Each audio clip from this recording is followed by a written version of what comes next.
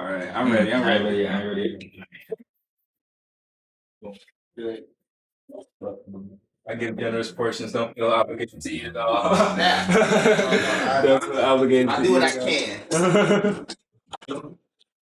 So this is dope. This is like this. Like, so you eat during the interview and like just kick it and. Usually when we're at home, I like to eat when I'm at home. But we've been doing interviews other places, and you can't cook and bring it up in there. No, I like that though. That's dope.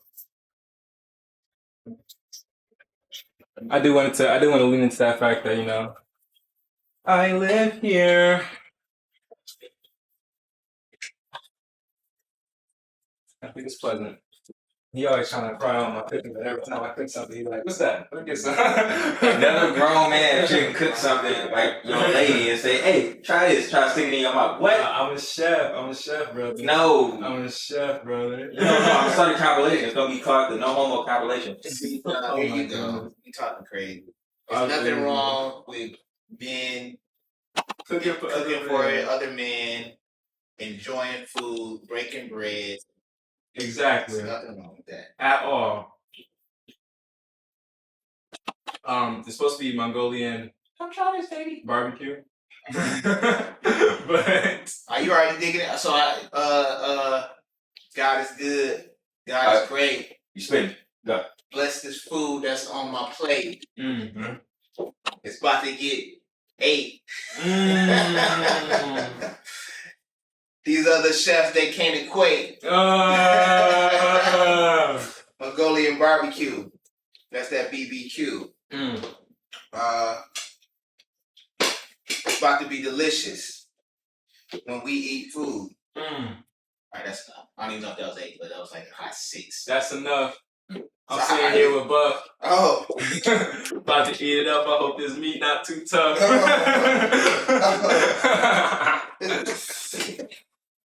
Let me breathe. As hot as this 16. Good thing my mama blessed me with this spicy taste buds. Hold on, but let me get some water. Set it up. Appreciate you. And it'd be dope. But the interview, set it up so we ain't got no password, so I can just get on it. But I'm gonna use yours for sound. Cause I gotta disassemble my phone cord. Oh, that's crazy. You just charge it. My bad if you don't like spicy food. Where another plate at? It's audio in there.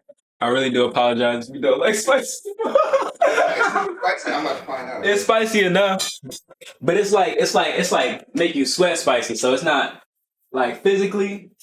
No, I got you. I don't think it's too spicy.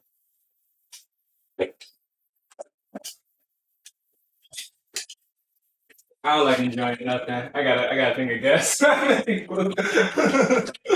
gotta think of guess when I make food. Nah, it's gonna be like hot ones.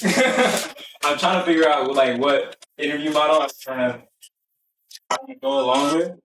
Just do you. You thinking too much. No, but I think you gotta obviously just do you. Obviously, that's always gonna work. But to study, to be great, you gotta study the greats, right? So I've been studying. I like Bobby Althoff.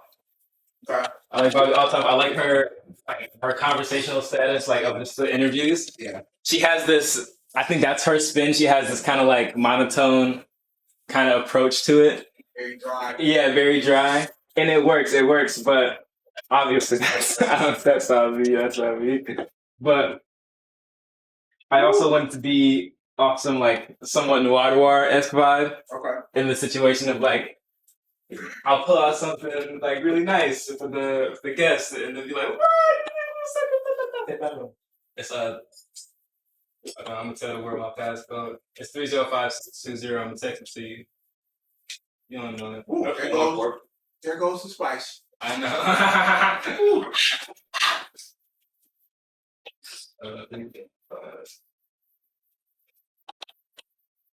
Hey Jake, I'm sorry for you. No more food. This is what happened to it. That's a lie. That's a lie. I made especially some for everybody. Nah, that's considerate. I'm home. Because I'm considerate. Jay, you missed out. I done met a stranger. Okay. This is for you. I texted you my passcode, so in case you know What's it. that? I mean, what's the thing? Say, I can cut it out the video. 305620. 6-2. That's top of it. That's not me. Okay, You gotta do so much. I'm gonna take a swig. All right.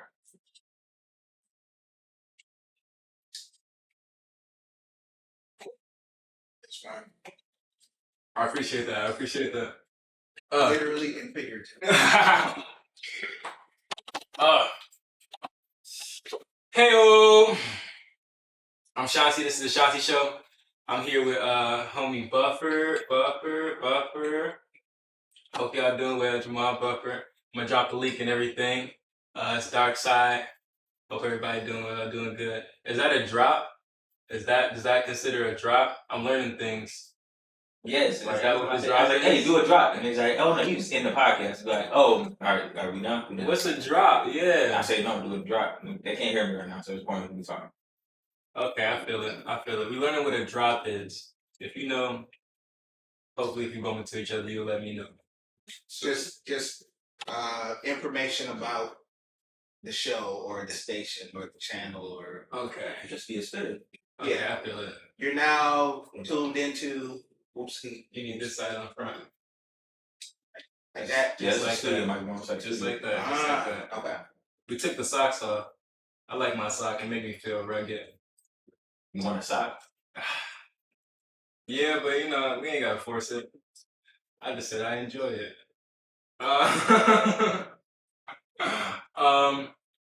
Sorry. But for you have Started smacking. no, no. But if you have a long catalog, you have a very extensive catalog. You've done a lot of things. It didn't even work. Yeah, that was that. Tell us a little bit about it. Yeah. Started writing raps. I wrote my first rap in middle school. Which is crazy to think about. It Yeah, now, middle school. Now, 30 years ago. Damn. Sorry. Sorry. That was like that. What was that? Hey, Kevin Hart, Cheeto. Yeah, that was like exactly. You've been trying to pull that so hard. My bad. Sorry. You've been trying to pull that so hard. But no, yeah. That's crazy. 30 years ago. Damn. It's like, that's crazy though. It was like 30 years ago. 43. You've been spitting for that long. 23. I've been writing rap since I was 13. Yep. But you know, back then it wasn't really cool to rap, so you kind of kept it a secret. Like you wasn't like trying to just rap for everybody and like, yo, check me out. Nowadays it's like you write one rap, you posting it on Everywhere. YouTube, like, hey, check me out. But You're no, trying to get recognized. it was weird. It was kind of like a little secret society. And so, Okay. back then, especially here in like Ann Arbor, Ipsy, definitely wasn't a lot. Yeah. You know Daniel? Daniel from the Zone. He spits well. No, I know. Yeah. He spits so well. Yeah. And for me to be like, oh yeah, I'm a rapper, I'm a poet, and going up to this man and seeing him spit is like, yeah. Him and his brother. Wow. Both talented. And his sister, like the whole family, yeah. Shout out to the Bigums. Shout out to the Bigums. What was I saying? Oh, so back then, excuse me, kind of a secret if you were a rapper. But so I wrote my first rap in middle school and then kind of put it to the side. Didn't really think about it. That was with my group of friends, my homies. Can I ask you why you wrote that first rap? Just, you know, me and my homies. Shout out to my homie Keith, my homie Chris, my homie Adam. Best friends growing up, and we just love rap. So we're like, let's give it a shot. That's beautiful. So I would rap. We shared one rap with each other. We had like a group rap, and then I was kind of writing other little stuff here and there, and then I kind of put it to the side. Didn't really think about it till I got to high school. And I got the itch again. I wanted to start rapping again. So I started writing stuff. And then I was in class, and one of my friends was like looking over my shoulder, like, yo, you write raps? Yeah, you know. A little bit. That was my boy Trey. Shout out to Trey. Shout out. Back to his birthday. I love that you consistently shouting out everybody. I love I guess I don't have to do that, but you gotta put the team on. Yo, no, you do have to do that. I appreciate it. Thank you, Trey's birthday. Thank you, Trey's birthday. Happy birthday to my bro Trey. So that was kind of like part of the beginning of Athletic Mike League. My boy Trey saw that I was rapping. Yo, I rap too. And we started like sharing stuff with each other. Then we started going over his crib. He had the little bootleg mic set up. Oh, let's go. And what time was this? Like this was 1994. 94. This is 90s. This is like so you think like the biggest rappers at that time, who do you think you were like trying to emulate? Or were you just like at that time it was Nas, Outkast, Common, Biggie, Pac, Ice Cube. Now was this before or after the Nas and Jay-Z beef? Way before. Way before, okay. Way before. Yeah. That didn't happen until like 2000, what was that? It was like Takeover and Ether. I don't even remember when that was, but it was in the 2000s. So yeah, 2000s. It was before that. Way before. Yeah. So yeah, those were some of the influences. For sure. That's dope. That's dope. So where'd you go after that? Did you ever take that anywhere? That first round, that first rap? Did you ever perform it? Not the first rap, no. Excuse me. I think we did record. Actually, we did do a little tape recording of the very first one that I did with my friends in middle school. And then yeah, we started doing the same thing in high school at Trey's house. And that was kind of when Athletic Mike League formed in like 1994 when we were freshmen in high school at Huron High School. And we were similarly recording on a little bootleg Casio situation. Bootleg Casio. What's that look like? I don't. I'm so naive in this situation. Stuff that does not exist anymore. But we recorded that stuff, but it was a long time before we shared it out to anybody else. Yeah. Probably not till we were juniors in high school, like 1996. I'm gonna have to Google that. Our first we pressed when we were at seniors in high school. We got a CD burners. We burned like 50 copies. Okay, so have you seen? I'm sorry, I'm just trying to get a reference in my mind. So have you seen the Wu-Tang kind of series on Hulu? I have, yeah. Okay, so not the most recent season though. Not the most. Okay. We can talk about it. It's so fine. the first one, if you've seen the first season, I've only seen the first season. So how similarly does what you had look to what homie had in the first season? Like the equipment? Yeah. Very similar actually. Yeah. Okay. So I'm there. I got something in my mind. I'm there. Mm-hmm. Wu-Tang. I don't know if I said Wu-Tang, but they were a huge influence in '94. That's when they came out. Yeah, I love the Wu-Tang song. 94. Yeah. Beautiful. So yeah, we burn CDs. Name 5 Wu-Tang songs. Shut up. Name 5 Wu-Tang songs. Not testing like you didn't see how high. Like you don't test know Old niggas. Dirty Bastard. Like you don't. I test niggas. Name 5 Wu-Tang songs. Shut up. Just Exactly. like Name 5 Wu-Tang songs. Like you put on spot, you expected to know them all. I know 5 Wu-Tang members. Exactly.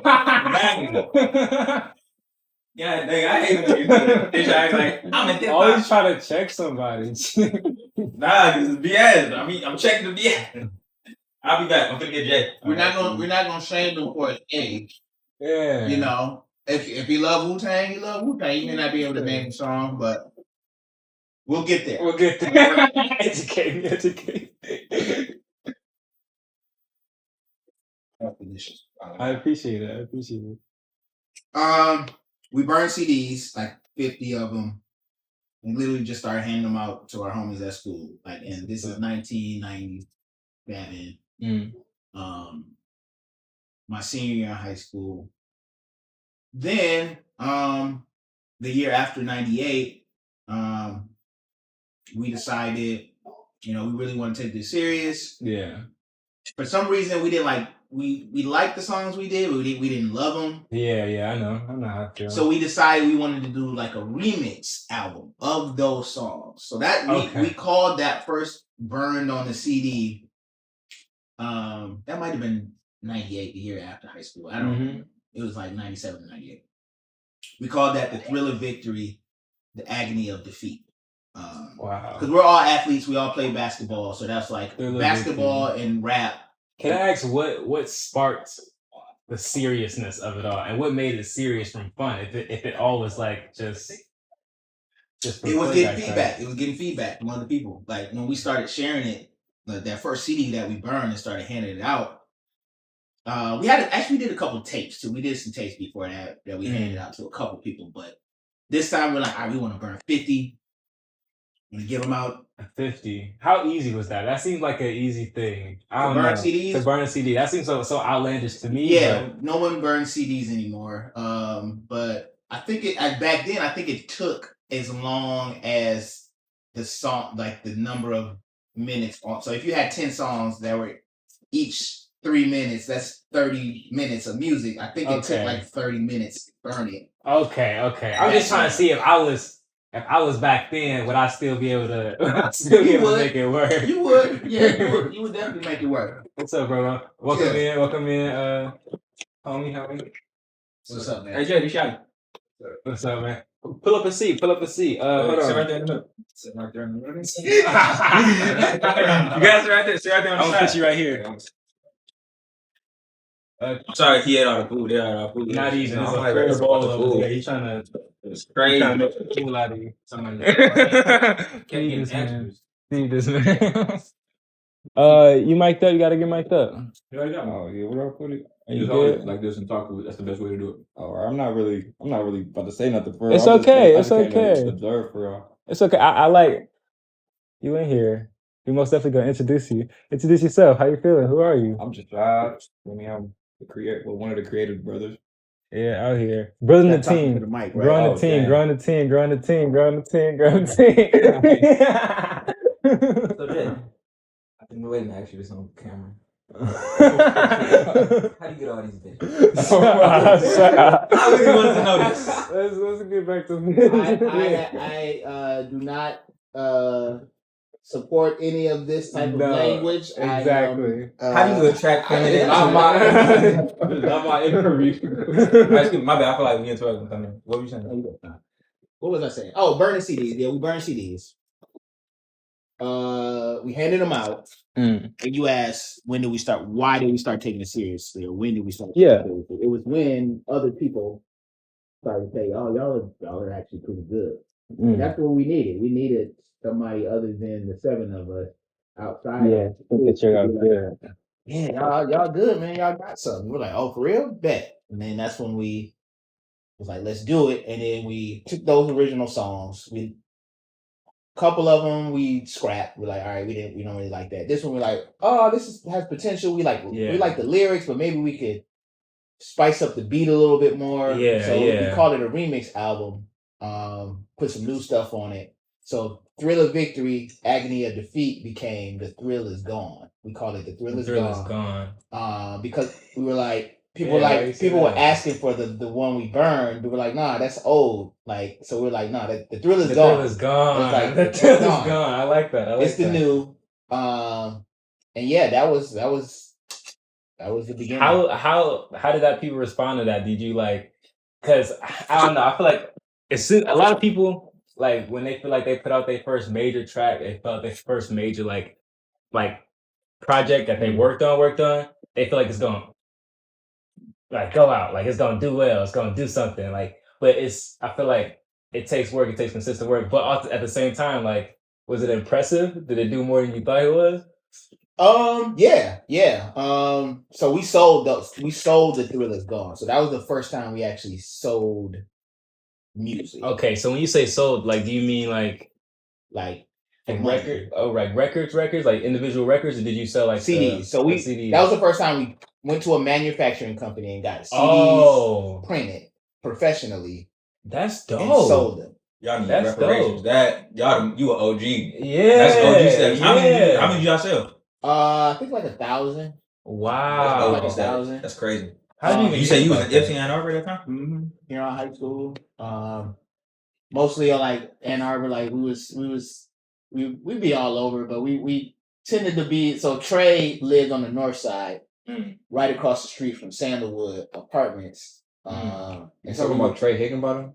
No, Trey Allen. Is it a Trey light skin dude? No. Okay. No, we a lot older than y'all. Yeah. But yeah, we was on the north side a lot, north side of Ann Arbor, like Arrowwood, Sandalwood. Yeah. Those communities. But yeah, we sold like 1,000. How did you hear about like that, like a record label? Like how did that go about you finding those? Well, we were the record label. Okay. So finding like the manufacturer. Yeah, exactly. This is how we did pretty much everything back then. This is gonna date us too. It's okay. You're talking to an OG right now. Me, I think it was like this. I'm trying to. This was OG status. I was like, you should be like grateful. Like I don't like when I say OG, I don't mean like when I say dang you owe. I mean like dang you owe this. It's and a like blessing. damn, like y'all did that shit. I'm telling you, like I make music these days. If I ain't have my little laptop, I can just do that and just distro kid right there. And right. No, I could not do that shit. Yeah. So here's how we did. This how crazy. Man. Spit it. Get ready for this, y'all. This was before the internet. Wow. So we had to go through the yellow pages. Wow. Do you even know what the yellow pages is? I saw one back in the day. You talking about the book that's like for dummies? Used to hold the door open, you know. It's a phone book. It's a phone book. All the numbers. Everybody's number. Is it everybody's number? Everybody. Yeah. My number would be in it. Yours. That's so fucking invasive of privacy. Right. Yeah. Everybody's number. Every business. Every person. Every individual. The yellow pages. Now I might be wrong. If you're watching, you can correct me. I might be wrong, but time out real quick. Okay, computer died. Okay. I'm gonna reshake this stuff. Switch seats with me. Switch seats with me. I ain't talking. Get you a plate. I'm not hungry for it. Hey. Are you not hungry? All right, bye.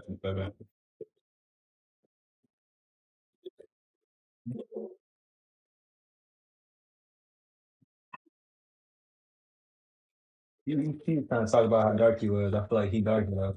Nah, you dark. No, I'm darker for sure. I think the lights light him up. I see it.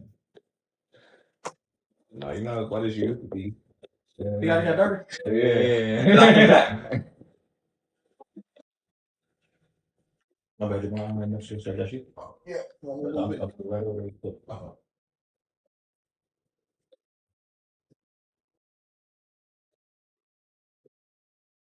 Dude. Talk about technical difficulties. It's okay.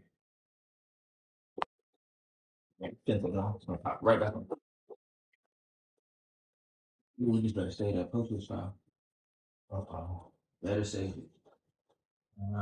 See? Huh? The process. Next thing is I don't think I got your I probably do got it. Yeah. I haven't seen any of the posters y'all been doing till today. I'm like, dang, they started doing interviews already and everything. I'm like, we've been working fast. Tell me nothing. That's your brother, bro. He works so fast. You ain't tell me you was doing them already. Yeah, I never told me. Yeah. I said as soon as I get everything set up, well, I'm doing it. Like I'm really gonna like go harder, even harder. Yeah. Now. As we should. Fucked up now. Which page? You didn't even let me know you when they got the that one mine and set it all up. Pass it up. No fruit snacks, especially. Copy. I ain't gonna lie. Y'all can keep it going. Y'all want to take ours? You ready? Take ours? Oh, you think? Shoot, if we got to. It is what it is. All right, get up on the J, and then you get up on the. That one's stretching. Yeah, that one's stretching. Jamal, you get up on. Oh, these cordless. Okay. Hey, where were we? I was talking. The yellow pages. Yep. So it was a book that had everybody's phone number. What I was saying was, I don't remember this part exactly. It was either it was yellow and white in one book. I think the yellow pages. Pretty sure the yellow pages were all the businesses. Okay. The white pages were people's phone numbers. Okay. So we literally would just look at the phone. That's how we found. And nobody talked about that. What do you mean? Like it wouldn't be like oh my god, like anybody just have your number, they got your name. Nah, but that's how it was. Yeah, you didn't know about that. Yeah, that's Anybody got your name, like yeah. I mean, it's the same now on the internet. I can find all your information on the internet. Exactly. Yeah. So we found a manufacturing company that pressed CDs. We pooled our money together. You know, that was one of the advantages of being in a group of 7 people. Is stuff cost a lot less. Like instead of one person paying for 1,000 CDs, it was 7 people. 7. So that was the advantage we had. So we pressed up some CDs, started selling them. Let's go. And then around this, so that took from. So you sold over 1,000. Yeah, I think we pressed 1,000 and sold 1,000. Let's go. And so this was 2000. This was the year 2000. Wasn't even born. I wasn't born either. No, none of us was born. Boy, how old are you? Yeah, none of us were born. We're the same age. Watch same age. Wasn't even born. Wow. But no, I'm counting your pockets. Hey, so look, if that was 1,000, you selling them bitches by like 10,000, $20, something like that. So that was 10. like We sold them 10. So. 10. That was 10 G's. That was 10 Raccos that he made. But yes, but you got to think. It cost. I think they costed. Y'all was making bread. He trying to be humble with it. He was making. I mean, it was but when you trying to keep it going, you got to reinvest it. Like we didn't put it in our pocket. But then that was what y'all do after that one? Y'all dropped the next one. That went into the next one exactly. But yeah, I think, and don't quote me on this. I think they might have costed. This might be wrong, but I feel like they costed maybe the 1,000 CDs might have costed $3,000 maybe. So like $3 each. Yeah. To press. Okay. So really we made 10, but really 3 of that was already gone because we spent it to make those. Yeah, we making sure. Damn, so everybody had a G. Yeah. But still, everybody had a G. But again, we didn't Talking about back in the day. A G. We didn't put it in our pocket. No, we've been talking about like, oh, we gotta go to Vegas, we gotta go to Chicago, do this, that, third. But like the money we getting out there is like kind of funding the trip itself. Wow. So it really, it really is like it's really just going back into the thing, to the creation. I appreciate it. Now, which one is the front on this one? Still the dent. Oh, the dent. Okay. How you get that dent in there? I want to know. That backpack, I was in, I think it was in Vegas. I had a dent in that backpack. It was just like I was throwing that backpack around and everything. Like that trip was so bad, bro. Like, I was throwing that bitch around, everything, bro. That trip was so bad. I should have took more care of my equipment. Yeah. But you live in London. I ain't nothing happening. Honestly. Yeah. So that was like our first serious move. We put money up. We sold stuff. Took that money. Went into our next project. It's called Sweats and Kicks, which came out in 2002. 2002, Sweats and Kicks. Yep. Newborn, what was that about? Newborn, I'm sorry. Yeah. I'm sorry. I was like, I'm gonna get past it though. I promise you I will. Yeah. It was like what was the album about? Yeah, what was the album about? So Sweats and Kicks was we were the Athletic Mike League. We loved sports. We were all athletes. Played basketball at Huron High School, and Sweats and Kicks was like our uniform essentially. Like, is it out? Like, can we still like these first 2 projects? Can we still like go find them on the internet? Yep. At what time were you like, okay? Because those was burned into CDs. This is before the internet. Correct. Your first project. Correct. What time did you like switch that over? So I think streaming started. When did streaming start? Like 2005, 6, 7. So around 2008 or 9 is when we started uploading our old stuff to streaming. Okay. That makes sense. And was that like y'all choice, or was it like somebody's like, oh yeah, y'all gotta get these on here? It was our choice. Okay. It was our choice. Yeah. So by the time I started doing solo stuff, That's Buff One around 2005, 2006. Mm. So around, but again, don't quote me on that. I think around then, iTunes was already a thing. I think at that point. I think. Okay, but I remember. I remember iTunes. Yeah. I remember getting iTunes. I remember the little iPads. Yeah. But like, I think the beginning of technology. Maybe we all knew, but I feel like the beginning of technology, people were like, "Oh yeah, this is not gonna be." Like people were like reluctant. Well, y'all was on it. Y'all was on it. Yes. So, I think the camera just went out. Just got restarted. Okay.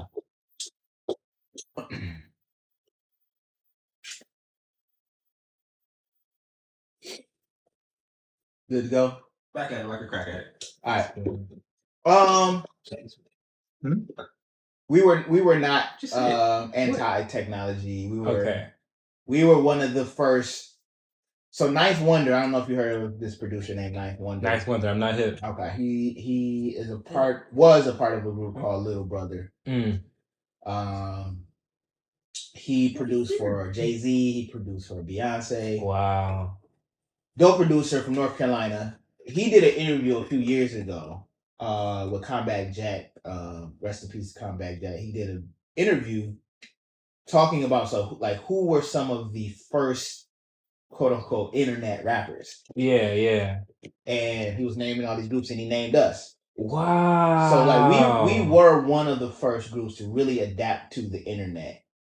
And we had our own, we were one of the first rap groups to have our own website and sell our own merch off of our own website. That's dope. So this is 2002. And that's really how we started getting known around the world was like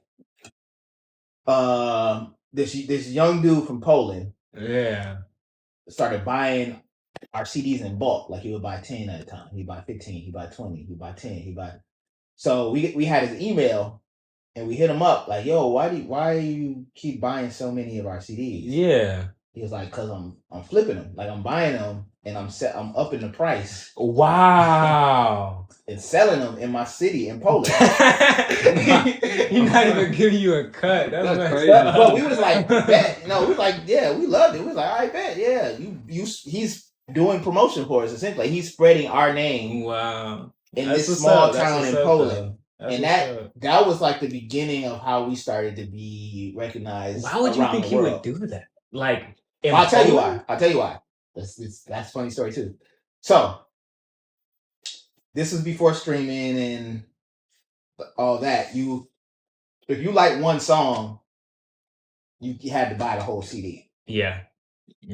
So we had a song called "The Declaration" on Sweats and Kicks, it's about like the Black experience in America and the Black plight and our struggles through. Spit a verse for me, please. Please go back on board. Here's my declaration. We came from 3/5 of a human being to seeing through the glass ceiling, reaching for something that constantly slips through the hands of a nation. Emancipation. Some seek it, others ran from it, chasing the finer things to be above the rest, head and shoulders. Slay your brother, step over him for his Averex and Jordans. Wow. Your life is more than a bracelet, a necklace holder, but y'all don't care. Y'all don't even see we almost there. Still, I'm afraid this will be seen as an experiment because the target audience will refrain from hearing this music. You fall a victim to it. Get addicted to this different music. Removing wolves in sheep's clothing, whales in shark's skin. Shedding light on the myth behind my darkness. With thoughts marching like Al Sharpton through Harlem. Locked arms bent to blockade those with harmful intent. So that was that's my verse from the Declaration. So it's about Black people stuff. Yeah. But the people in Poland really resonated with that song. That song resonated with them because of their struggles. Germany with Germany. Yeah. Beat they motherfucking ass. So they felt that song on a deeper level because of their history of oppression. From Germany. So they loved that song for that reason and would were buying the CD really just for that song. Wow. I mean, they liked the whole album, but it really was about the decoration. But you couldn't just buy one song back then. Like you could now, you could download one song. I wish we had it like that. We gotta try. We gotta start dropping a whole project. Fuck all that. We gotta use it now. Don't say that shit. Don't say that shit now, nigga. I mean, it's pros and cons. Like, yes, it's much easier. Like, I love how you can make your own mixtape of all these different artists by simply downloading, clicking. Yeah. But at the same time, we artists don't make a lot of money from streaming. Yeah. So that kind of sucks. So, it's exactly. You brought it up. I was like, where your cut at? You said, I'm just glad it's getting out. I'm just glad it's getting out. Yeah. So, yeah, that was Sweats and Kicks, and that was how we started getting known internationally. Okay. And how old are you when Sweats and Kicks came out? 22. So my age kind of lines up with the. Okay. With the years, yeah. 22. Okay. So what? Because I remember me starting I started off as like a poet. So I was just like, I really did poetry because I had something to say, but I couldn't really fit the rhyme scheme the way I wanted it to. And I just kept on pressing because my brothers and my siblings, they all rapped. So I was like, it's in me. So I got to make something happen. Yeah. But honestly, every day, every track I drop, I'm like, I'm quitting tomorrow. I'm quitting tomorrow. It's just like, you put your heart in something. You put your heart in something and you sometimes you don't get the response that even you want out of it. But what keeps you going? What keeps you going? Even at that age, like at 22, what was going through your mind at that point? Yeah. Wow, that's crazy. Just the love of it. I mean, it was a few things. The love of it. One, I really felt like we were some of the dopest. Like we looked up to a lot of these cats. We were like, yo, our music can compete with these people. Yeah, that's what's up. I wanted to travel the world doing what I love. I had visions. I want to go to, Africa. I want to go to Japan and take this music, this 734 me. Well, we wasn't even the 734 then. I don't think. I think we were still 313 back then. No, we might have switched by then. I know when we were kids, our area code was 313. Okay. But it switched to 734 at some point. Yeah, I wanted to take our music around the world. Be one of the first, if not the first people to be rapping some Ann Arbor Ipsy stuff. Yeah, I respect in Angola or Thailand. So that was an aspiration back then. That's why we kept at it. That's beautiful. Yeah, that's beautiful. And you gone to Africa? You made those trips? No, I have not been to Africa. Actually, I said Africa quick. Yeah, because I still want to go. Because I still want to go. No, haven't been to Africa, the continent. I haven't been to Asia, but I've been to Australia, New Zealand. Wow. 15 European countries. Okay, so right now we trying to.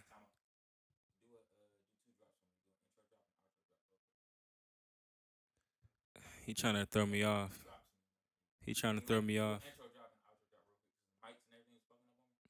Outro drop. Bye, guys. Have a great day. We here with Jamal Bufford. Hope you enjoyed the podcast, video, whatever. It's not a podcast yet, but it's going to be one. When it's one, I bet you're going to be hearing it on a podcast. Because we got to drop it on Spotify. I feel like I already did that. I feel like you're trying to just throw me off, honestly. I feel like you're just trying to mess with it. Hey, it's Shanti. This is the TheShantiSho. Here with Jamal Bufford. Peace. Here with Jay. Homie, Mauriel. We out here. Peace and love. Okay. I told you I've been to. Yeah, I'm 15 there. countries. Yeah. I'm there. So right now, I think we trying to kind of conquer. Mauriel, he's been to Vegas. He's done the trips. He's been around. He's been to Seattle. He's been around. But I think right now what he's been telling me is that we have to kind of solidify this area, where we are, to be known where we're from.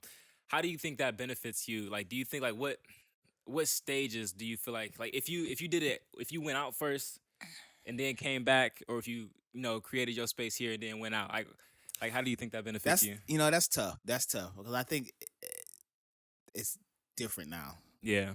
It's way different now.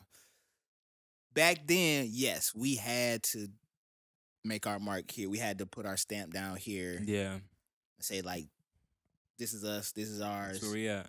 Now I think that's less important. Mm. I think it's less important. The reason why is because of the internet. Mhm. You had to have like local support Yeah. for people to like for the buzz to grow and people start talking about you. Yeah. For Yeah. you to like kind of spread organically. Exactly. But now you can kind of do that over the internet. Mm. You could have your whole fan base could be in Chicago Yeah.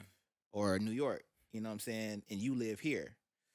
So one, I think because of the internet, but two, I think it's just harder. It's harder to establish something like that here or anywhere like locally, especially like small cities like this, because of the internet. Like you used to have to go out and like hand out flyers and post posters up to get the word You out had and to shake hands and meet people and say, You yo, had to. now you don't have to do that. So people get a little lazy. And Yeah. so that's why it's hard. If you do a show, you're like, yo, I got a show tomorrow. So you're saying even though you had to do it then, like people don't have to do that now? But do you still feel like it's important though? It is important. Yes. It is important, but I think it's less important. And I think it's even maybe I'll take that back. I'll say it's just harder now. Yeah. Not that it's less important now. It's more difficult now to establish something in a small town like this. Mm-hmm. Because everybody's doing it now. That's another thing. Like Yeah. back then we were literally like one of 3 or 4 rap groups in the area. You got to find ways to stand out. Now you probably know 30 rappers, I bet. Yeah. At least. Yeah. So it's just more competition. More competition. It's less about community now because the internet kind of keeps people separate versus like we got to get together and build. We got to go to support their show because they came and supported our show.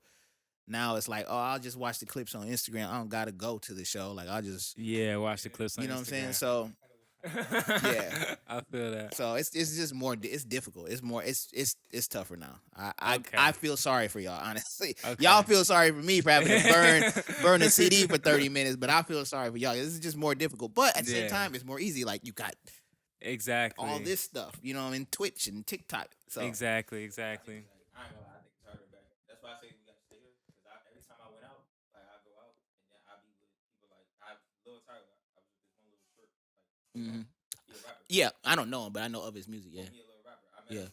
He's like, oh, you know Skilla Baby? I was like, no. I was like, I don't know Skilla Baby. I know this. And I was like, damn, you don't know Skilla? Dang, I really want to get a song with Skilla. I was like, damn. But then I realized this whole game really is just that way. It is. A whole big ass network. But if I was Skilla Baby right there, I've been more plugged in with Lil Tyler. Lil Tyler was like, you the dude that connect me. So then boom, Right. I think it'd be way easier for me to sit out here and be like, okay, let me know Skilla, let me know Baby Money, let me get to know Peasy. I grew up right down the street. I just realized this stuff. You know, this one rapper kid, GT. Love GT. GT, he grew up. He's right across the street from my mom's house, and I'm looking at like, hey, he's at this car wash every day. You gotta go there. You from the city originally? Yeah. I didn't know that. Car wash is right across the street from my mom. Okay. I grew up right next to it. How do I not know these people? Yeah. I'm thinking like, why did I not already do some shit with Jamal? Why did I not already do some shit with Yeah. Fuck these niggas. Fuck Lil Tyler. They in Miami. Yeah. Go to Ann Arbor. Go to Detroit. Yeah. Yeah, that's real. Yeah. That's the right way to think. Yeah. I just think it's more difficult now. Just because, like you said, you probably need to be in these spaces, with the GTs and Skilla Babies and Beeses and all them cats. Some people think now this might work. You could just DM one of them, like hit them on Instagram, like, yo, I'm a fan. Woo woo. That might work. That's something you could do now that you couldn't do back then. or it might not work. They might be like, "Who is this? I don't know this cat." But if you pull it up on it, you Yeah. at his show, or so I don't know. You know, one thing I love about Detroit is like so like they're not Hollywood. I feel like we're not Hollywood yet. Detroit's Hollywood. I feel like as soon as I It's get most my definitely house, coming. I'm gonna go to GT. Like he said up there like every other day, every day. Mm. Nobody's Hollywood. Like Yeah. Babyface Ray, Yeah, he's still down there. GMO Stacks, I believe it. he's still down there. Yeah. Peasy, still down there. Skill Yeah. Lady, that nigga too loose. Still down there. I'm dead serious. So I'm like, it's easy. I feel like Detroit ain't got that like Hollywood face. So I feel like Okay. it's the best time for us right now too. Everywhere Yeah. I go, they talk about these people. I'm like, Yeah. Yeah. Tell me why I was at the. We was going out to my brother's house to weekend. My mama's house to see my brother so we can record. And we was at the bus station. And I walked up to these like security guards. I'm like, oh yeah, I just want to play my song. This, that, third. And they was like, oh yeah, we know this kind of big name artist. Like at least it was they had a viral video going around. It was like it was a Glorilla, like she rapped over a Glorilla beat. I'm like, Okay. I've seen this before. Mhm. Like, and that was just like some random like meetup. Like I walked up to somebody and was like, this is my music. I was like, trying to be vulnerable. And they was like, yeah, I know this patient. Let me connect you. So I thought that was really dope. Where? Who was your first like major, like what made you think like, oh, we gotta do this? Like what? It's phases. Like I said, first thing was people when we gave CDs out, we got good feedback. People like this is Yeah. dope. Then we pressed 1,000. Did you ever have like a mission? My fault. Did you ever You have good. like a mission statement? Like what is, like I know in the beginning it was just for fun, but like, Yeah. did it create like did you eventually create like a purpose for this? Like what's your purpose for making music? Yeah, not really. I mean, it was like I said, it was just the love for it. Like it was instilled today. That's why I still rap at the age of 43. Like it's like Yeah. it's like breathing. It's like literally like it just comes that naturally. I love that. It didn't at first. Like, that's why we're the Athletic Mike League, because we really practiced. Like we really scrimmage. We used to be like, we had like training schedules. Like we was like, oh yeah, today's a writing day. We gotta write today. We wrote every, you know what I'm saying? Like we were really on it like a sports team. You had a good schedule. Yeah. So now it's natural. Now it's like second nature. Like Yeah. that's why you was like spit a verse from a song I did 20 years ago. Cause It's there. yeah, you know what I'm saying? So, yeah. So now it's just but yeah, we just loved it. Like I know that sounds like cliche. You you know what I'm I saying? know, I But totally understand that because I just love it. Honestly, I just love it. So as an artist, I most definitely understand that.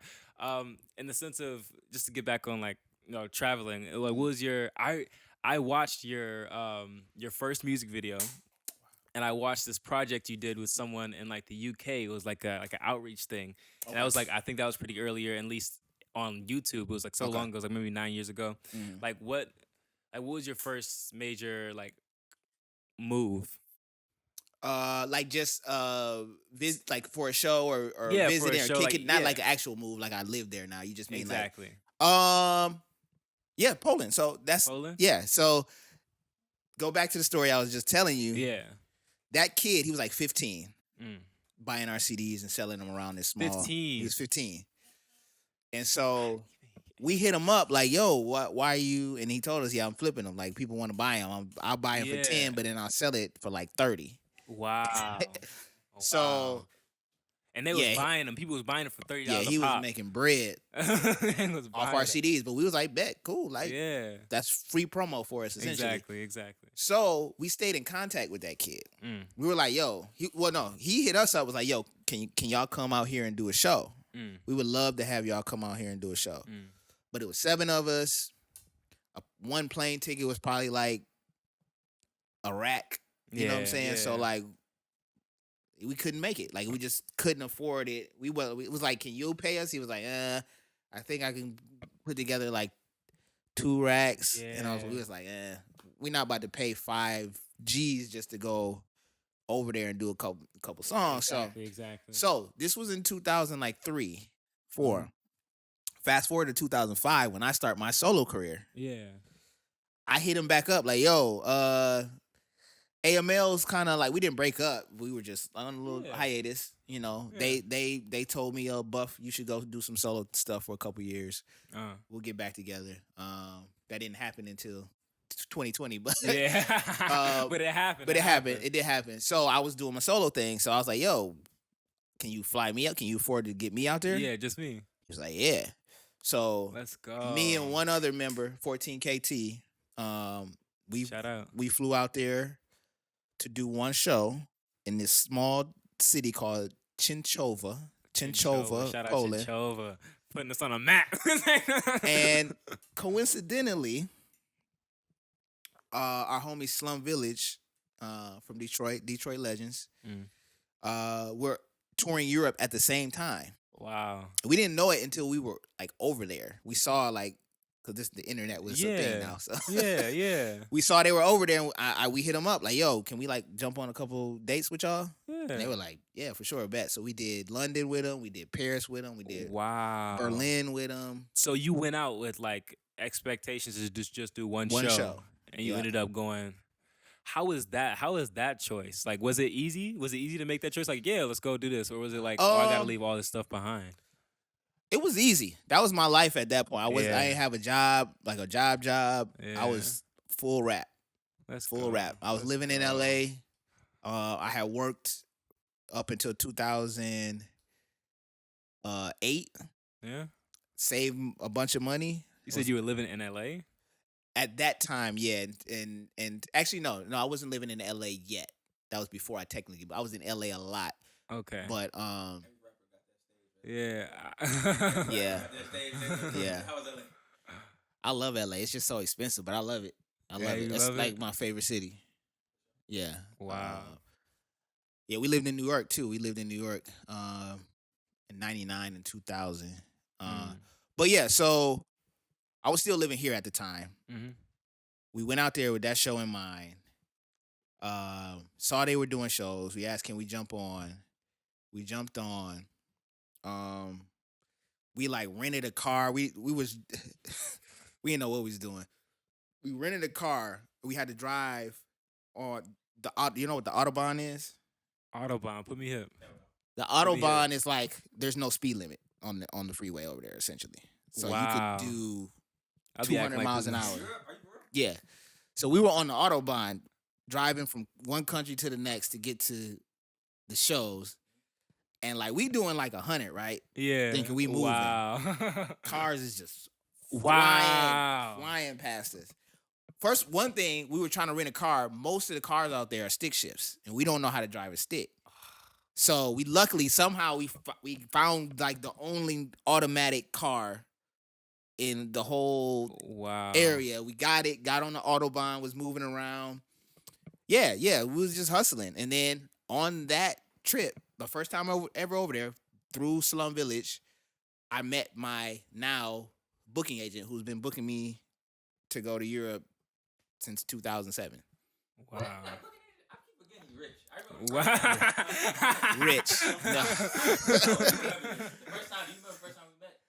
It must have been at the Neutral Zone. Looking up, it was like a premature Mario. Like I was just in my research phase. Mhm. About that time, I just listened to Eminem. Strictly Eminem. Nobody else. Strictly, no. I learned about Jay-Z, Tupac, everybody else. Boom, boom, wow. I remember that. Yeah. Then he said, "Oh, you should know Jamal." I looked him up. I looked up your net worth, and he came around the corner. He was like, "That ain't right." Oh my God. I don't remember that. Like 300,000 or something like that. 300,000 or something like that. Yeah, that was not correct. Exactly.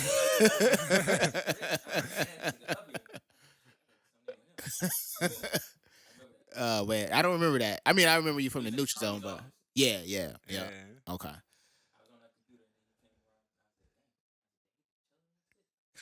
Well, you suggest that start that you got going on, like that.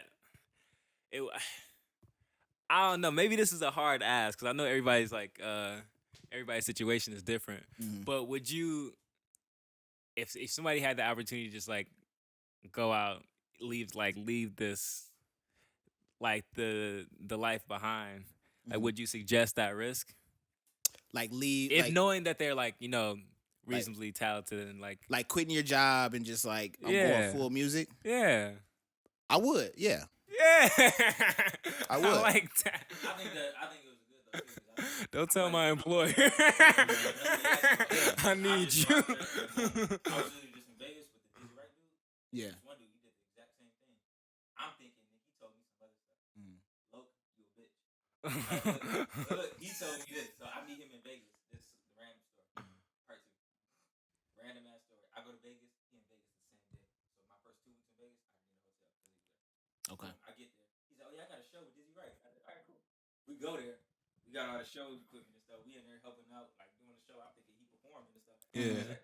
He said, "Y'all performing?" He's like, "Yeah, he opened it up for him." I'm thinking I'm just the cameraman. You know what I mean? I think I'm just helping out or something like that. And then boom, he's like, "Oh yeah, you're not performing. You're not opening. It's just the band."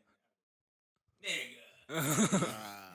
He go in there and he's like, "Oh yeah, you know, I'm just gonna ask him, can I perform with him and stuff like that? You know, I got a song with him." I was like, "Nigga, they don't know you. He just said that." I'm like, "Nigga." Wow. So then we go in there. He paid for me to go into the show. It's a regular show. He just not performing. Okay. He asked, and he said, "Oh yeah, you just gotta wait. You kind of, did you write you a bitch?" Why you say that? He said, I do not support or condone this type of language. Well, he treated us though. So then he's like, no. He's like, no, I'm good. And then boom, he's like, we went past him, and then he performed, did his show. After the show, we talked to him. He's like, hey, he said some big bullshit. But at the end of it, basically, is what it was. Same thing. He said, when you come to Canada, there's some place close to Detroit. Boom, can I come to your show with you? And he's like, yeah. He basically said this.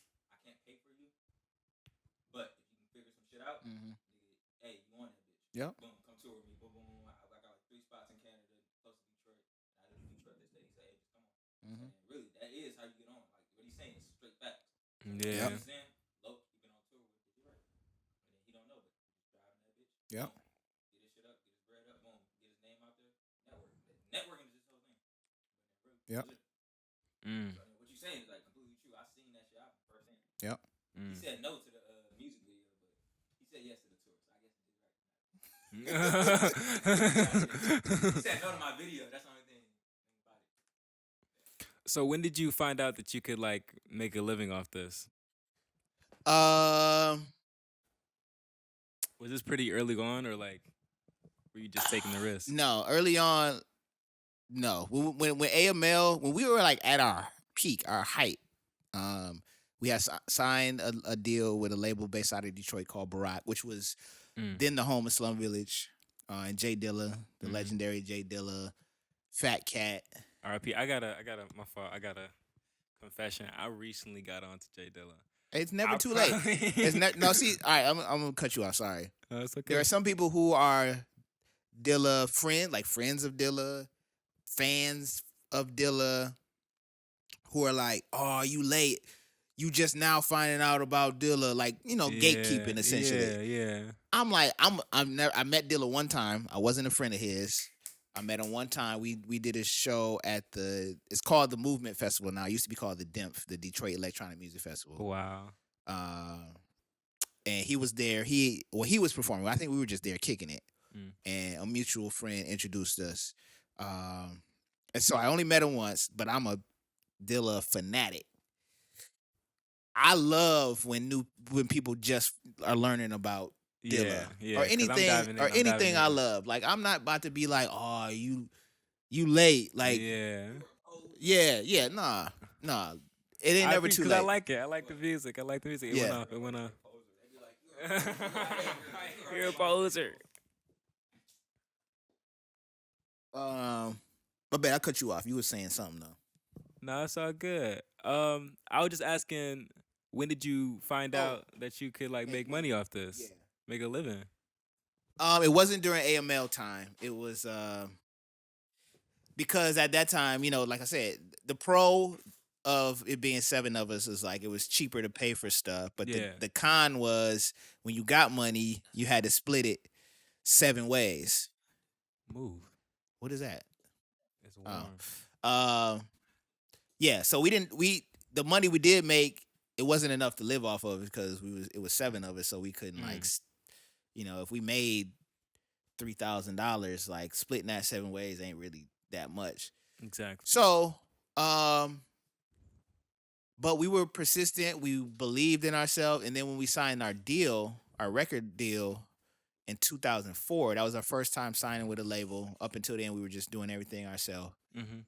We were like, all right, this might be the chance. We were like, we're connected to Barack. Yeah. You know, Slum Village was killing it at the time. I think this was they had the song "Tainted" out. With Dwelle singing the hook. I'm gonna look it up. Yeah. Then I think the next year is when they had the song with Kanye, "Selfish." You know, I'm calling. Yeah. So we were on the label around this time. We're like, all right, yeah, we next. We're like, we about to pop, and you know, it just didn't happen. You know, it was we did decent numbers, but it wasn't like, again, it wasn't enough to make a living off of. We thought that was the time. We were like 2004. That's when we thought, yeah, we can make a living off of it. Yeah. Wasn't true. Didn't happen. When I started doing solo stuff, that's when I was like, okay, now the little money that was coming in, it was only coming to me really. And I was like, okay, I could do this. Yeah. You know what I'm saying? I could do this. But then again, you know, with any like independent art, there's peaks and valleys. You know, I was in LA, and LA is expensive. So expensive. And I'm not out here to like, I didn't come out here to work a job, like a 9 to 5. I came out here to do music. So I lasted a good like year and a half out there, 2 years. Yeah, just doing music. Yeah. Then I had to come back. And oddly enough, that's when I started working at the Neutral Zone, and that career took off. Yeah. Wow. Yeah. What's your transition? Because I feel like even I talked to you, you said I was trying to focus on the video set. You was like, nigga, I don't give a fuck about you. I didn't say that. You didn't say that. You didn't say that. You said, nigga, I don't give a fuck about that music shit right now. Nigga, I give a fuck about these kids. I give a fuck about doing this. I give a fuck about activism. Yeah. When the fuck did you switch from like goddamn music, boom, music to activism? To sneaker stuff? Yeah. I don't know when did that switch happen. 2010, when I came back from LA. I was broke. You know, I had put out some great music. I thought, yeah, this 2004 with AML, I was like, this is our time right here. Yeah. 2008-9 on my solo career, I was like, this is my time right here. And, you know, I did. I went all over the world. It took me a bunch of places, put a good money in my pocket. It was awesome. Like, don't get it twisted. But it's times when it slow down. Like, it's not always popping. Yeah, I feel that. I don't have a ton of regrets in life. One of them is like, dang, I maybe should have stayed in LA a little bit longer. Just roughed it out a little bit. But I didn't. You know, I got scared. I don't know. I came back home. Yeah. It felt right. Yeah. And that's when I started working at the Neutral Zone. So 2010, I came back from LA. Another shout out Mike Hyder. Shout out Mike. From Tree City. He was working at the Neutral Zone doing the MC program, working with young rappers. He's a little bit younger than me, so he was about to do what I just did. He was about to move to Seattle to kind of see if his solo career could take off. Yeah. He was like, yo, you want to take this program over? I'm about to leave. I was like, all right. And, you know, I love hip-hop so much, I just wanted to share it, my love for it, with young people. Yeah, exactly. And that's when I started meeting knuckleheads like Mauriel. And the rest is history. The rest is history.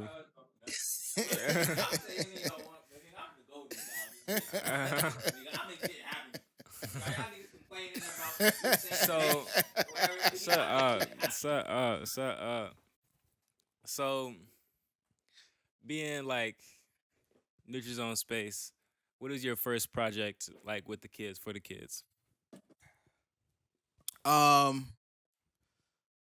Well, yeah, I was running the rap program, the MC program, so just helping them with their skills and techniques. And that was 2010. I was too young. I would definitely prefer to be there. That was 2010. And then through that, I became the music coordinator, overseeing all the music programs. And we would help teens put their music out, get them on streaming services, streaming platforms.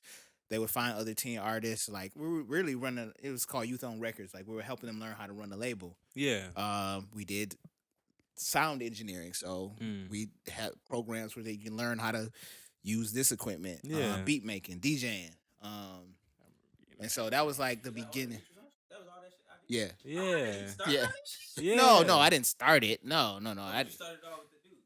The only thing I started, like, helped create was the outdoor festival called Live in Washington.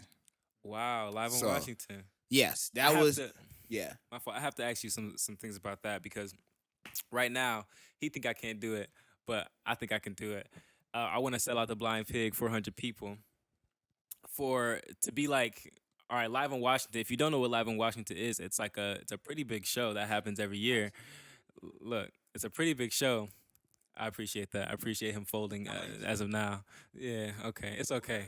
We'll figure it out. He's trying to go in, but it's okay. We'll figure it out. I'm very humble. I understand. Look.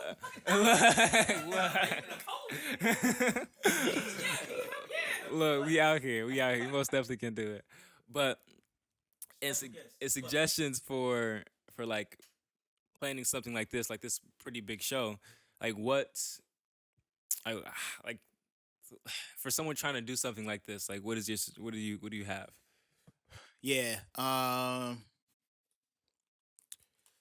So you got to start the marketing for it very early. Okay. Say you want to do it next month. Mm. It's already too late to start talking about it if you want to sell it out now. You should have been talking about it 2 or 3 months ago. Okay. That's one. Okay. 2, camera. I might gotta wrap up in like 15. Okay. Yeah, we can wrap up 15. We can do that.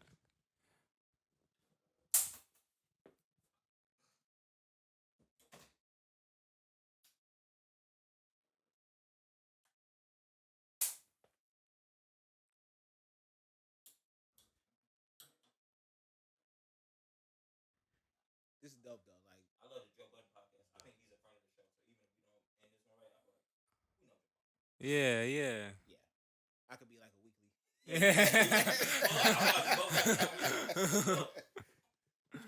I enjoy this. This is nice.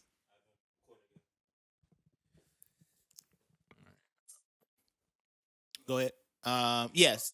So one, start promoting early. Okay.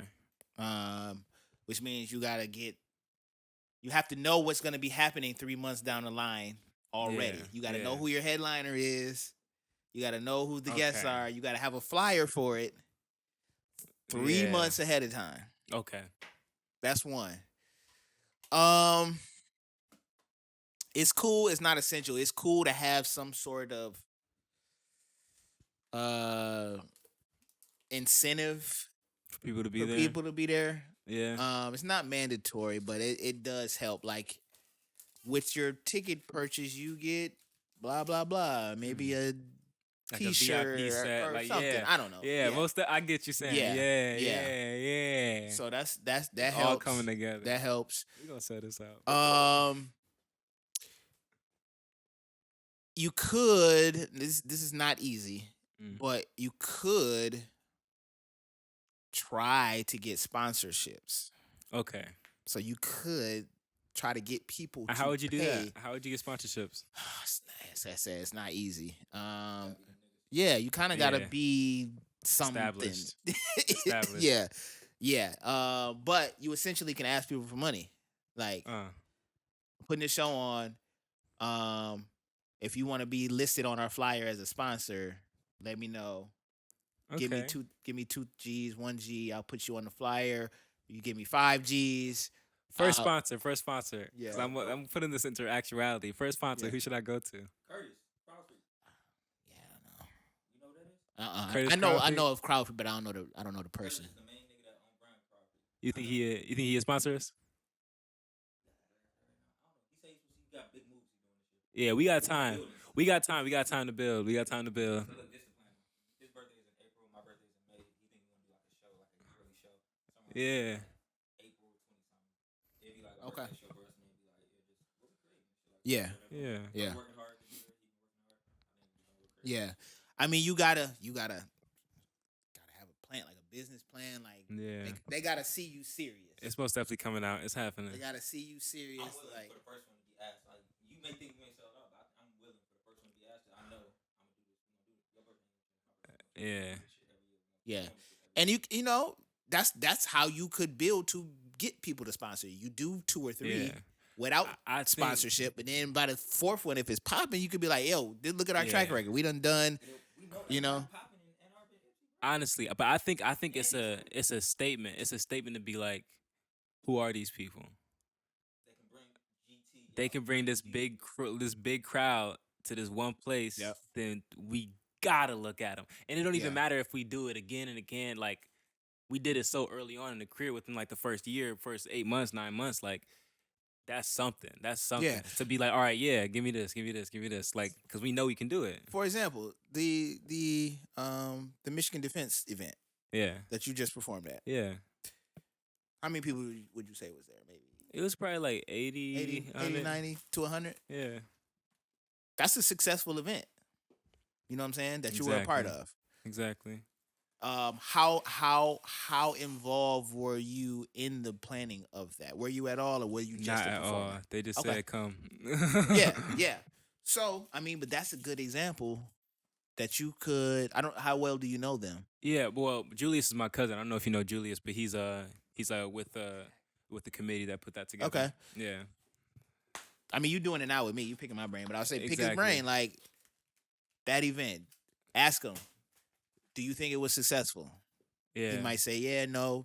Why? Why do you think it was successful? Well, we wanted to get 50 people there. We got 80 people there. Or Okay. we wanted to get 300 people there. We got 100 people there. So Okay. So just like pick his brain, see what the process was like of putting something like that together, and like just use those tools. Yeah. I feel that. Okay. Just to wrap up. No, we're not asking bullshit. We're asking intentional questions. Shut up. No, I feel like everything that come out your mouth is bullshit. Say what you need. So Look, say what so you need. you're clearly, well, this is probably not a compliment at this point, but I was gonna say you're clearly the DJ envy of the Breakfast Club. I mean, this is clearly Charlemagne and God. Fair enough. Say what you gotta say. Last part, really. So I feel like you done did this shit for like a minute now. So I say, what would you have advice for young niggas doing this right now? I mean, first of all, y'all already doing it. That's part of you. You already doing it. So We in this bitch. you in it, yeah. I didn't feel like I'm in it, but like You in it. I'm in this bitch. Yeah. Consistency, persist. Like you just. I mean, Nipsey said it. It's one of the most memorable quotes. Like, ain't really nothing special about me. I just never quit. Yeah. You can't quit. It sounds simple. You can't. If you want to be successful, you can't stop doing it. You just can't stop doing it. No, I don't have kids. That helps too. That helps too. What is the difference between like if you had to get a wife, boom boom wah wah, would you choose the? Because me, I think of that like a lot. Like sometimes, like I'm a lot sad. Mhm. Would you rather have like this wife, kids, like Daniel? Like Daniel don't know. I'm low key kind of jealous of that nigga. He got like kids, keep popping up with new babies and shit. You're a family man. We over here editing videos at nighttime, 5 a.m. Yeah. Waiting to roll over 3 hours Yeah. on the fucking laptop. Like, this is a long ass audio file. This Yeah. take a minute to load. Yeah. Yeah. I you know. Would you rather hustle out, taking them long bus rides and shit? Yes, that was my preference. I think I subconsciously or consciously was like I don't want kids because like this it's not really this lifestyle is not conducive to having kids.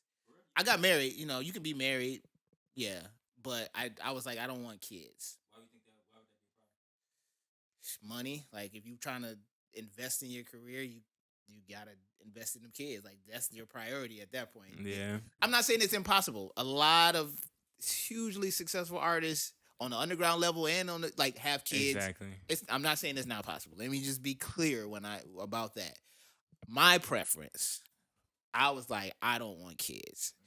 How old are you now? 43. Yeah. Yeah. You not sure, Siri? I am. I'm telling you, I'm 43. I promise you. Yeah, is the camera still on? So then boom, because the battery got charged in that one, and then I think we should. I think we ain't never did a podcast, just three of us. I think we should do that. Like just switch outfits real quick. Okay. But yeah, on the advice, I'm not great at. I'm not saying don't have kids. That's not what I'm saying. Yeah. I don't. Yes, I don't want kids. Um, that was a big part of it. Honestly, I was. No, that's real. That's real. That's real. I was around kids all day, every day.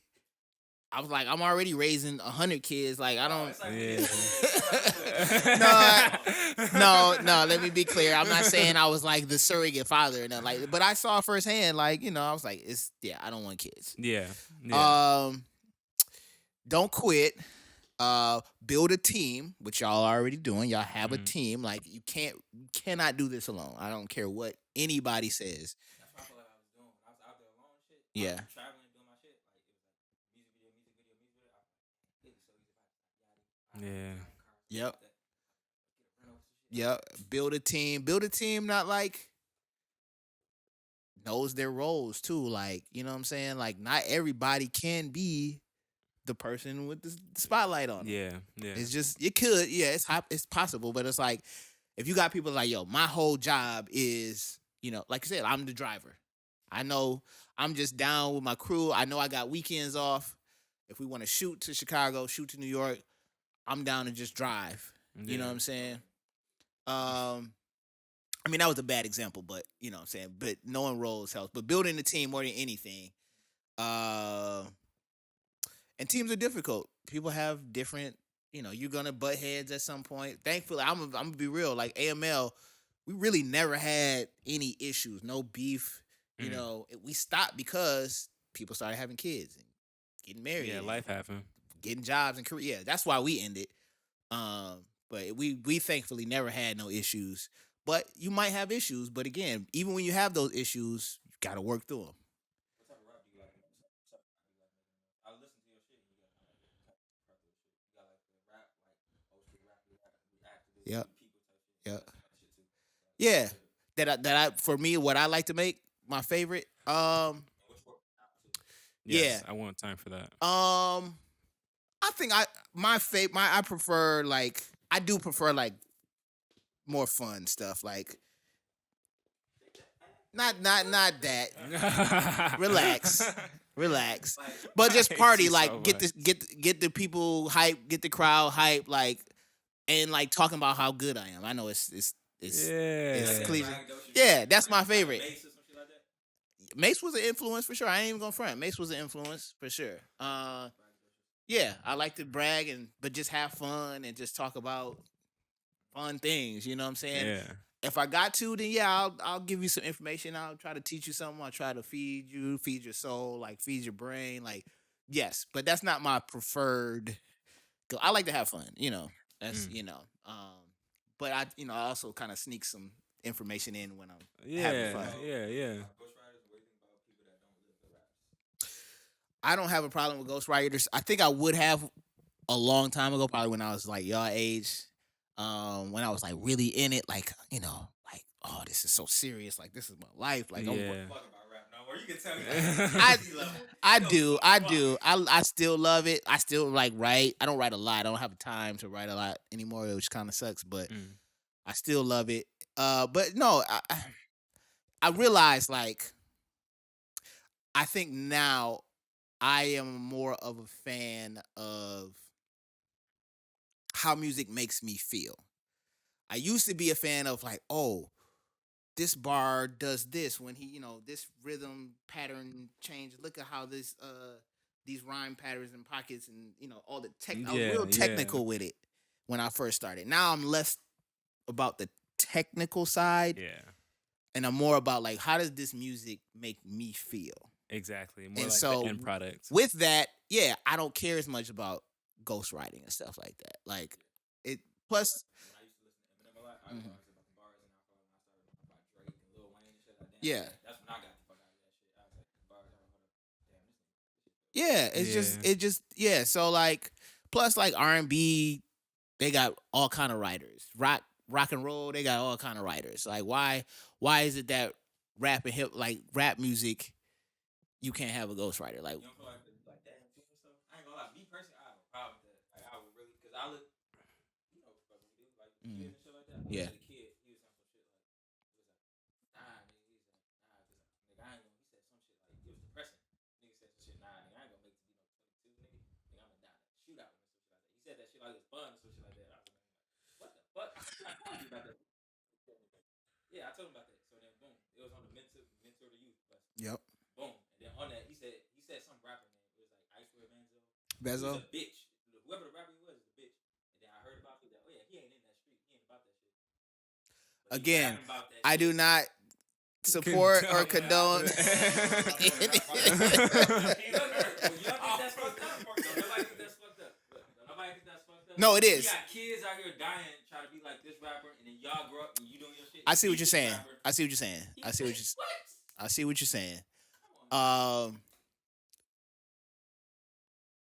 It sucks. It sucks. It's unfortunate. It does suck. Here's what I say to that. I also think that for some reason rap is probably the most scrutinized art form. Period. In the world.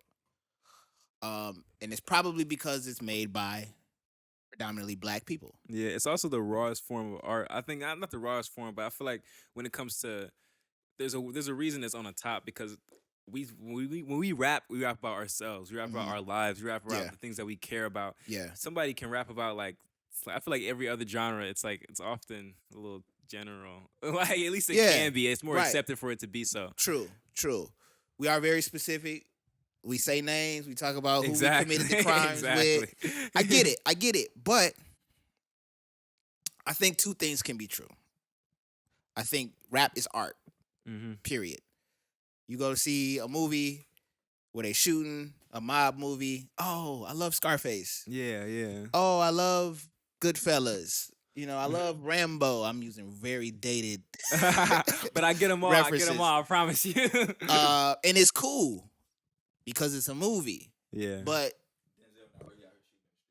exactly. Yeah. But when you rap it, for some reason, it's like, oh, how dare you? Yeah. So that's part of it. But at the same time, I truly do believe their words have power and can impact you on a physical, spiritual level. Yes. And so we do have to, but that's why I create the music that I create. Yeah. Because I don't want to talk about that stuff. I don't want my music to be violent. So instead of me complaining, I just make the music that I want to hear. That you want to hear. So that's what I'll say to anybody else. Like, if you got a problem with how they rapping, make some doper. Yeah. And they're not. They just gonna sit and critique it. Yeah. We gotta make something dope. Hey, shit. Yeah, of course. Yeah. Yeah. You agree for I do this one thing. I want to start. I did it like 2 times. Get everybody in my phone book, my contact list. Say, hey, come to the studio. Okay. And then boom. Everybody was gonna come. Bet. Make some shit. Sing Not a gospel problem. choir dude. You. Boom. This art. Rashmi. Singing lady. Boom. Everybody. Do you have any projects? I just want to wrap up so you can head out. Do you have any projects set up for the future? Yes. Yeah. So I'm part of this group called the Black Opera. Let's go. Came in with the merch. We have an album hopefully coming out around early next year. It's done. It's been done for a while, so that's coming out. Athletic Mic League. We are back together again. Let's go. After a 15, 20-year hiatus. We got some new stuff. Well, we dropped in 2020 and we dropped last year. So we got 2 new projects that's already out. But we slowly working on our next one. So that should be out. And I just started writing my next solo album. Let's go. It's been a while since I've done any solo stuff. I think my last solo project, it was 2020. I put a mixtape out called Ghosting, which is only on Bandcamp. It's not on streaming, but Yeah, we gotta make a whole collab album. That's probably the new project. We gotta make a collab album with everybody. Yeah. Yeah. But yeah, I just started writing new solo stuff, so that'll be a while away. But I'm working. Yeah, that's respect. That's respect. Well, thank you, Buffer, for coming on. No doubt. This the Yeah. Okay. Top My well, see what I listen to now in my top 5 rappers. Let's do top Totally 5. Let's do different. top 5. Let's do top 5. My top 5. The 5th spot kind of rotates between like Ghostface Killer, Black Thought, you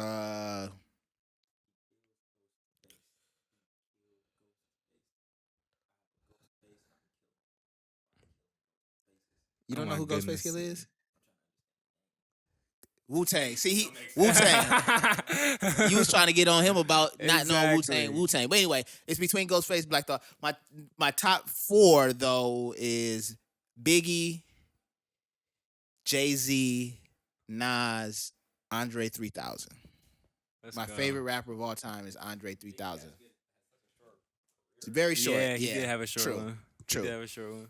That is true. So a lot of people, because his career is so short, he only had 2 albums. Right. But what I'm listening to now, my favorite artist currently right now is this cat named Jordan Ward. Yeah. Fire. He's from St. Louis, but he lives in LA. This cat named Choker. Ridiculous. Sampha just dropped the album. Incredible. Yeah. This is like it's Sampha. Sampha. Yes, like 2 weeks ago. Yeah. Yep. I still listen to rap. Don't get me wrong. You don't think I hate rap. I love rap. I love rap. Some of my favorite new rappers though, Saba from Chicago, Westside Boogie, Vince Staples, who else? Kind of, under the age of 35, kind of younger rappers. I listen to 42 Doug, yeah. Yeah, I like a bunch of the Detroit rappers. V's is probably my favorite Detroit rapper right now. Let's go. Yeah, I still listen to everything. I listen to everything. Yeah, respect. Well, again, thank you for coming on the show. Can you show them the back of your hoodie just so I can see it? I can see it. Yeah. Show them the merch. Got to do a drop. I do. Come a little bit. Well, this ain't my merch. This is the legendary Death Row Records. This is. Do a little half Snoop. squat. Do a little half squat for me. I This, appreciate that. Snoop, Let's go. Tupac, Dog Pound, Dr. Dre. But this is my merch. This is my group, the Black Opera. Black Opera, beautiful. I appreciate you. I appreciate y'all for coming to y'all. watch. Thank you. I Peace, appreciate love, and y'all. respect.